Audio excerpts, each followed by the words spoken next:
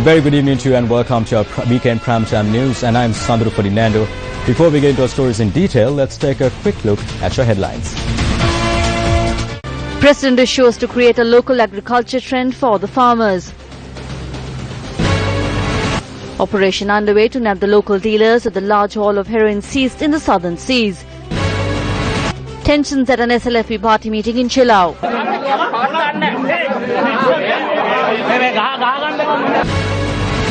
Minister Dilan Pereira comments on the UNP. UNP අලුත් නවනිලධාරි මණ්ඩලය පත් කරනකොට UNP කෑල්ලක් ගලනවා. Sampur poses a risk of taking Sri Lanka to the Stone Age.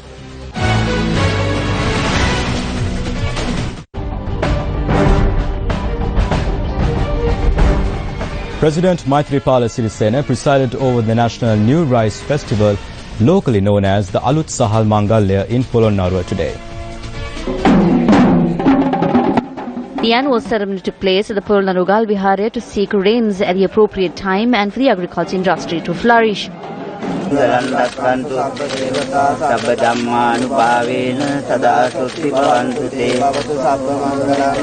The President bathed the feet of the Buddha statue at the temple, seeking rains at the appropriate time for the cultivations.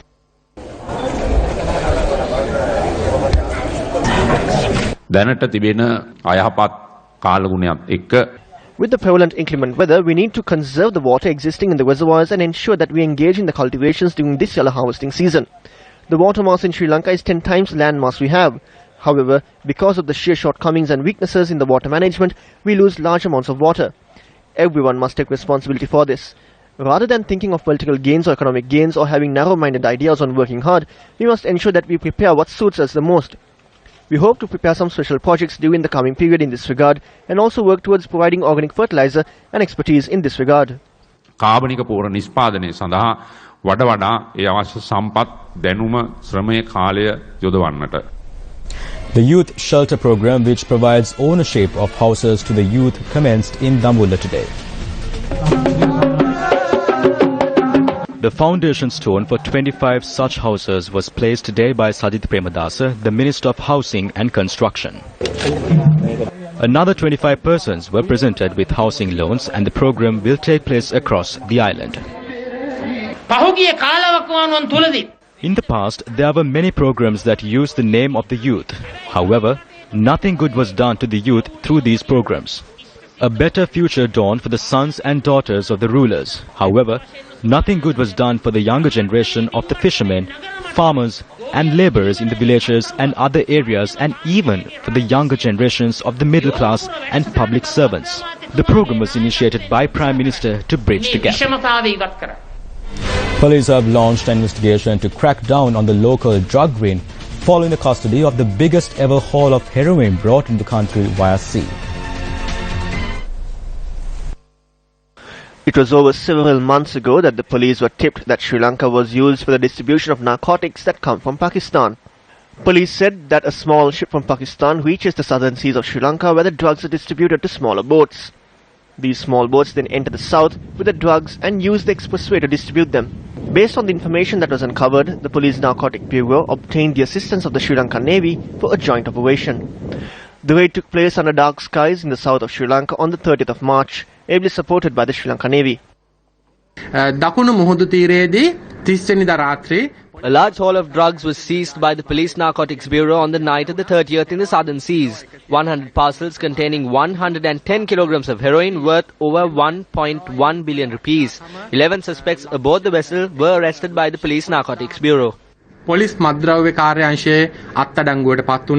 11 foreign drug smugglers, a Pakistani national and 10 Iranians, were arrested and are in the custody of the Police Narcotic Bureau. The vessel in question is in the custody of the Sri Lankan Navy at the Dikowita Fisheries Harbour. Police said that the vessel was registered in Iran and investigations are underway to locate the ownership. Following this discovery, police have focused their attention on the local smugglers involved in the distribution inland. Police have launched an investigation to crack down on local peddlers. One police team had been surveilling a lodge in Dungalpetia in Negombo, and the group in the lodge had at once got into a luxury vehicle and attempted to flee. Law enforcement officers had fired shots at the wheel of the vehicle. However, under the rain of bullets, the vehicle had managed to enter the Kotnak Expressway but was stopped and the arrests were made by the Pomnagama police in close proximity to the jail access. Police arrested 2 foreign nationals, an Indian and a Singaporean, while a Pakistani national at the lodge was also arrested by police. 14 suspects are in custody over this drug ring.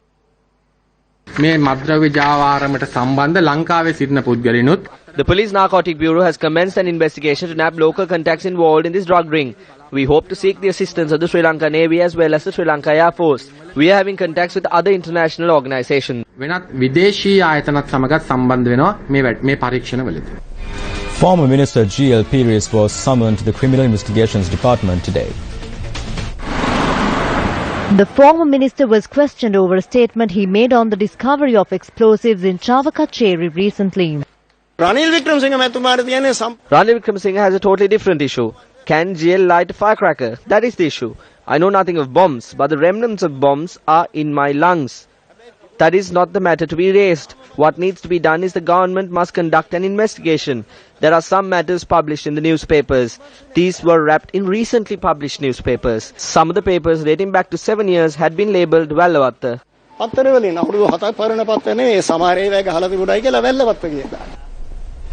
A cache of weapons concealed in a house in Kimbulapitiya, Negombo recovered by police.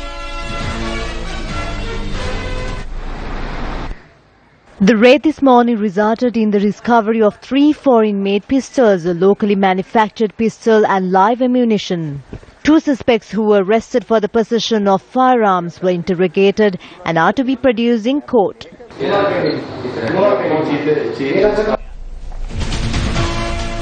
It has been revealed that 3 persons said to have disappeared during the conflict are in fact imprisoned in the Maldives. The parents of these 3 youth had filed complaints citing their disappearance from Vishwamadhu, Vaunia and Mullaitivu. An inquiry made by the Presidential Commission to investigate into complaints regarding missing persons has revealed that the 3 youth were travelling in a LTT weapons boat and had drifted towards the Maldives. Our detectives are conducting investigations. They have gathered evidence from the north and provided us with information. It was revealed that they were imprisoned in the Maldives. We have information regarding that. According to the Commission, there had been 4 individuals in the boat that were captured in the year 2008. 1 person had consumed cyanide before being captured. The other 3 have been handed down a sentence of 15 years each. A tense situation was reported during a public rally organized to raise awareness among the Sri Lanka Freedom Party activists in Chilao.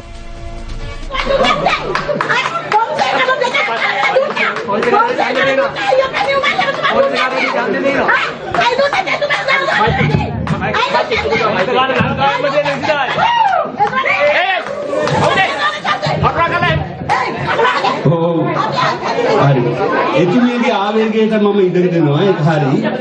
නමුත් මූ කියන්නේ කියන්න වෙන දෙයක් නැතිව.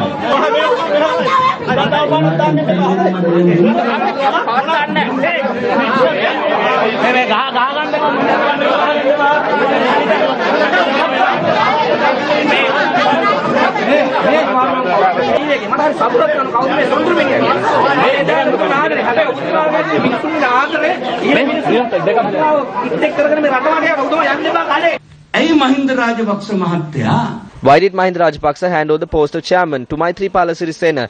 If remaining with Maithripala Sirisena is an act of betrayal, who gave the first lesson on that? It was the person who handed over the post of chairman. There are certain persons with an agenda in the party and they are trying to take us according to their agenda. Another party will not be formed. තවත් පක්ෂයක් හැදෙන්නේ නැත.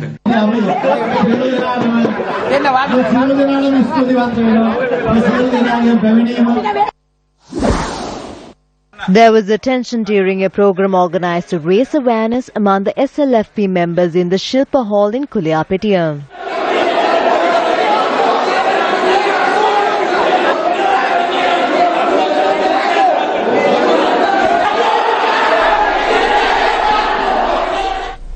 Sri Lanka Freedom Party's Hakmana electorate Balamandala meeting was held today. We are with the party and the leader. You all saw the manner in which we worked for Mahinda Rajapaksa. There's no need to hold votes or to shout. If we had done it at the right time, we would have gotten more votes. There's no point in closing the stable once the horse had escaped. We are not scared of challengers. Several public representatives, including Minister Dayasiri Jayasekara, were also present at the meeting, which was held at the Hakmana Urban Council Hall. We are good SLFPers. If someone is trying to destroy the party, we will not allow them to do so while being in the party. We have a backbone. Speaking at the occasion, Minister of Sports Dayasiri Jayasekara pointed out that the previous regime lost the election due to its short-sighted activities. When you watch Sirasa, you see people coming and stoning in broad daylight. Who is doing this? Isn't there a law in the country? Just listen to your heart and think. Didn't these things happen? Were they right? It is to object these people that rose. Without realizing their mistakes, there's no point in feeling victorious just because there are crowds at meetings.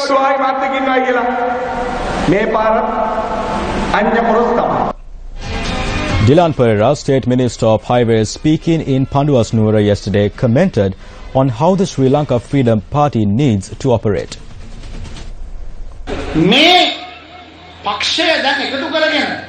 This is the time we need to bring the party together and move forward. What are the factors for the development of the Sri Lanka Freedom Party? Ranil Wickremesinghe is not a factor, but he is an enemy. He will show his colours in the next week. When the new UNP board members are appointed, one section of the UNP will defect.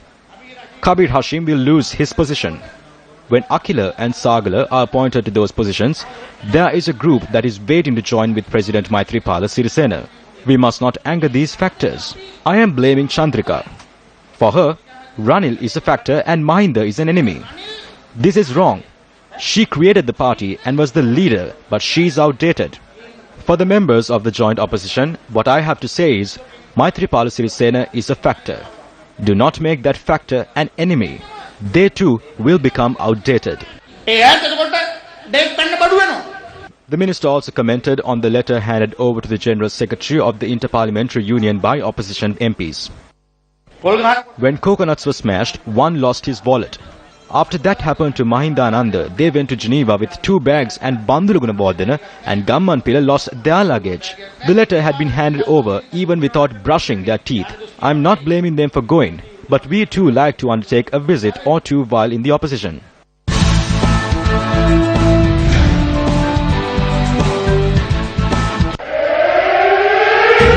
Dangers of Sampur.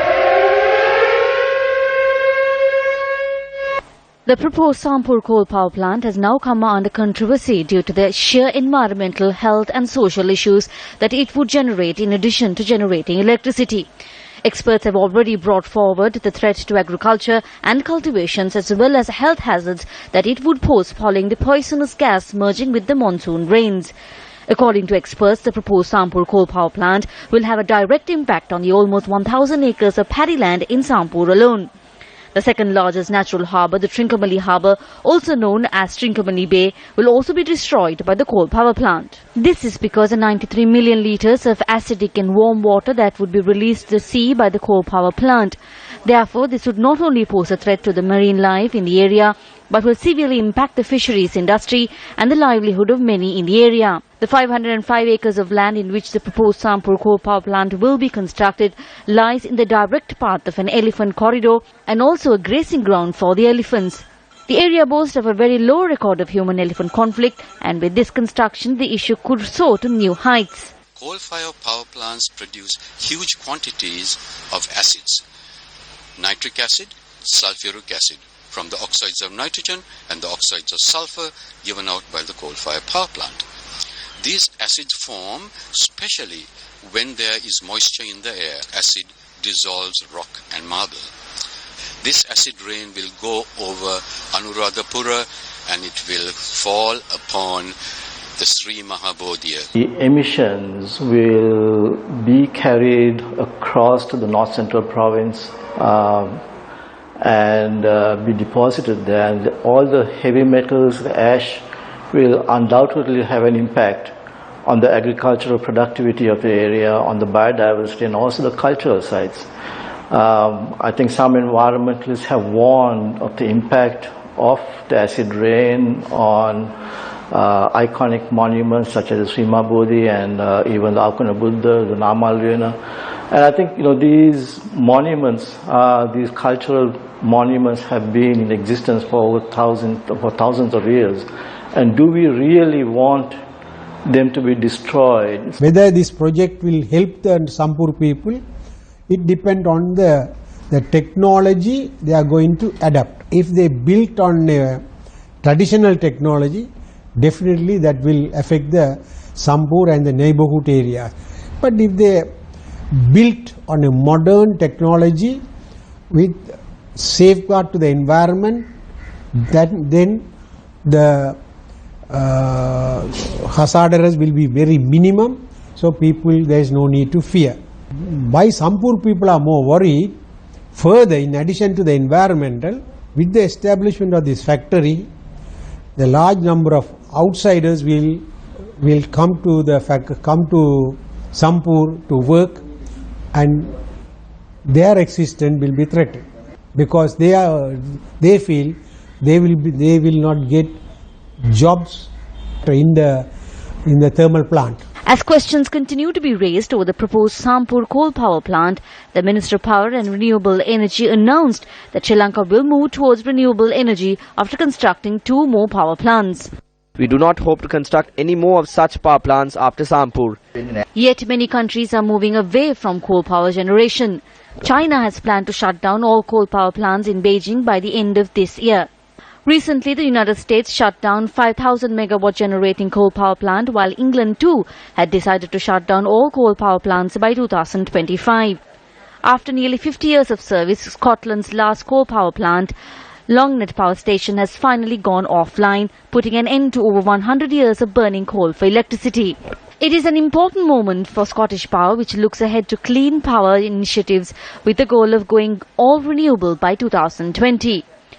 Brought online in 1969, Longnet was only designed to be used for 25 years. When the whole world is moving away from coal, and when we have set a policy in Sri Lanka that we want to generate all our electricity out of renewable energy and not use fossil fuels, I think it's time that we take the brave decision and move away from coal and rely our future on renewables for the sake of our children and our future generations. Your life, our news. A child was victim of a wild elephant attack in Konokkumbugolla area in Madhavachir.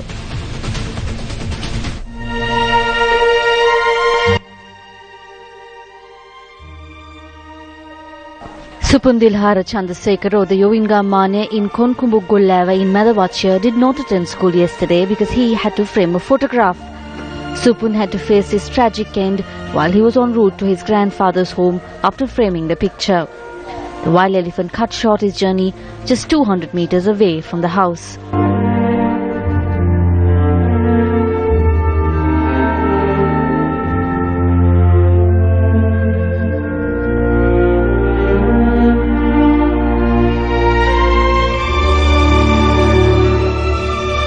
We have many problems because of the elephants. It is with the greatest difficulty that we carry out our agriculture activities.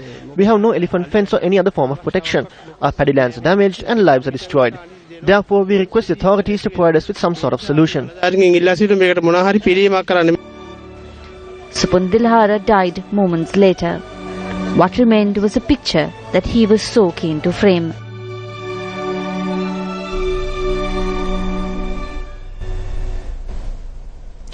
Over the recent past, incidents of children falling victim to various accidents due to the sheer lack of concentration of adults were reported.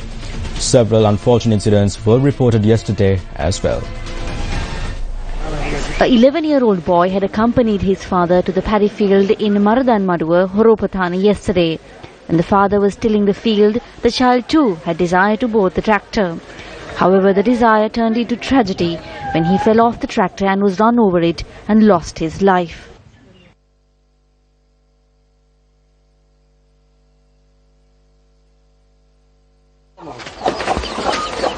The child paid with his life after coming into contact with an unprotected electric cable set up in a field to protect chicks in a poultry farm in Navalapitiya.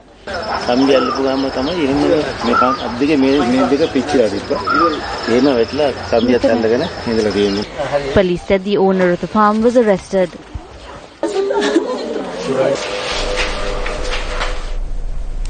The second promotional campaign of the first ever Aurudhu Megapolar, supported by Google together with Newsfirst, took place in the Navalapitiya town today.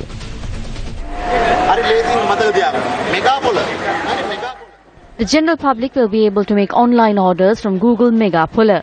The event page will feature a host of consumer products and electronics at the most competitive prices. A unique feature of the Aurudhu Megapolar will be the easy accessibility it affords to consumers located across Sri Lanka when ordering products. In addition to shopping being just a click away, customers who order products would be offered all-island delivery and the option of paying cash on delivery. The awareness program on registration on Megapolar took place in Navalapitiya, while the program will take place in Vavuniya tomorrow.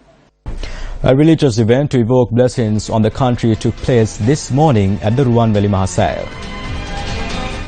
The event was organized by the Dharma Diyata Foundation, and President's Coordinating Secretary, Attorney at Law Rajika Kodituaku, was also present. The religious event took place at the premises of the Jayasri Mahabodhi following a procession.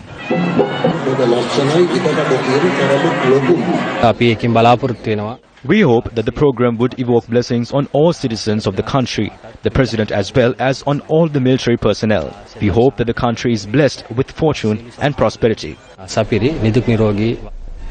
A New Year fair on an Aurudhu Polar of the self-employed took place at the Kolonnava Junction today. The fair was jointly organized by the Kolonnava Swashakti organization and the Kolonnava Divisional Secretariat. Special provisions were made for products by persons with special needs. Although they learn many things, there is no market. Therefore, there was a need to create a market for them. We decided to conduct such a program for them and sell the products of Kolonnava in Kolonnava. We will also launch a program to provide them with loans for development and also speak to the cooperatives. We hope to aid them in developing their self-employment ventures.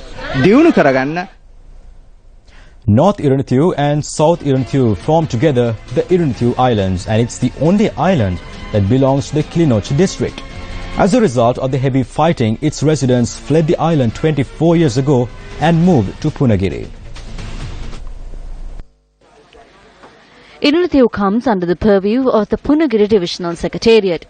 News first arrived at the Iranithu Island after travelling for 8 nautical miles from the Punagiri coast. Though the island was evacuated in the year 1992, its residents have not forgotten from where they hail from. Therefore, after moving to Punagiri, they renamed the new home place as Araneta Nagar to remind them of Iranithu. They only travel to the island once a year with smiles on their faces to participate in the Catholic feast that is celebrated on the island. We too witnessed the true beauty of this island when we approached it. The sunrise over the horizon creates a beautiful and a mesmerizing image. Its original residents seemed ecstatic to be on the island they once lived. All buildings in the island, including a lighthouse that was constructed in the year 1886, schools and houses have all been completely destroyed. The main livelihood of these islanders was fishing, and the fishermen travel every morning from their current place of residence, Araneta Nagar, to Iranithu, as they have not been granted permission to stay in the island even after 6 years since the war concluded. A question arises as to why these individuals are not allowed to resettle in the Iranithu Island when resettlement activities in other parts of the war-affected areas have already concluded.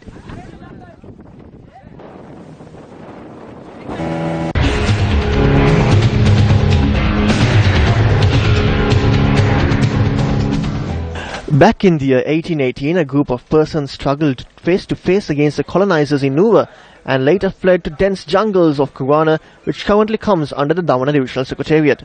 On the 20th of December 2014, Action TV highlighted the valiant efforts undertaken by their descendants in order to cross the Galloya River. The villagers came together with all they had and built a bridge. This is very important to all the villagers.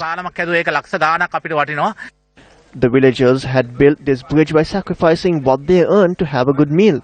Whenever the Senanayaka Samudra overflows, this bridge suffers damages. However, Action TV also pointed out the measures taken by the locals to immediately renovate the bridge and the alternatives that they use. However, the floods in 2011 caused a serious damage to the bridge, which cannot be renovated by even sacrificing what they own. Despite these locals requesting the respective authorities to provide a solution and renovate the bridge, all those pleas fell on deaf ears. The authorities then added that there were plans to construct a new bridge. In 2008, the Ministry of Economic Development launched a program to build 200 rural villages. Provisions for this bridge under that program had been cancelled during the first expose by Action TV on the matter, and this was due to a technical error. The Road Development Authority had spent 1 million rupees apart from the plan marred with technical errors. If a proper bridge is constructed, locals not only from the village but from 25 other villages that were established under the Gull Oya project will easily be able to access the Ampara-Igniagala main road, saving time as well as money. In a backdrop where this is not the case, people must travel on a 15-kilometer long road to reach the Ampara-Igniagala main road, a journey that would be cut down to 1.5 kilometers if a proper bridge was constructed. Taking this situation into account, steps are taken to renovate the bridge. However, this is taking place in a very astounding manner.